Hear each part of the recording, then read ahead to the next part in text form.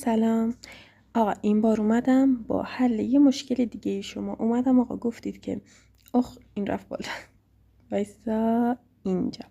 اومدم مشکل ویدیوهای اینستاگرامو که میخواین دانلود کنید و نمیتونید و اجازهشو ندارید، اما اینجا من براتون یه راهکار آوردم که راحت هر ویدیویی که میخوای رو دانلود کنید بدون دردسر. ادامه کلیپ همراه هم باش. راستی یه ویدیو قبلی بود که برات گذاشته بودم که آموزش دانلود راحت ویدیوها از یوتیوب هم برات گذاشتم، اونم حتما ببین. خب بریم سراغ اینستاگرام. اینجا اینستاگرام میریم، یه دونه ویدیو رو انتخاب میکنیم، حالا هرچی که خودمون دوست داریم. مثلا ایشون ورزشکارن، مثلا همین ویدیوی لباس، حالا هرچی. اینجا یه گزینه داره به اسم شیر.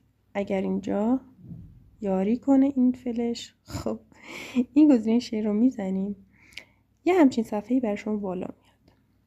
تو این حالت شما باید این لینک رو کپی کنید و بریم مرحله بعدی. خب ما الان با اینستاگرام دیگه کاری نداریم، میریم وارد تلگرام میشیم. توی تلگرام شما میای این ربات رو وارد ربات میشید. خب اسم ربات چی هست؟ اینستا سیور. بذار ببینم لینکش رو کامل میتونم براتون پیدا کنم. خیر، لینکش اینجا نیست، ولی اگه شما بذارید ببینم توی چنل باید باشه، اینجاست. شما اگر این عبارت رو سرچ کنید، اینستا سیو جی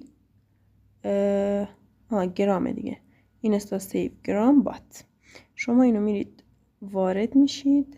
بعد از اون دیگه میتونید هر لینکی رو که دلتون خواست، فقط لینک رو میزنید ارسال و زیر شاید بگم 1 دقیقه ویدیو براتون ارسال میشه و تمام، میتونید دانلود کنید به همین راحتی.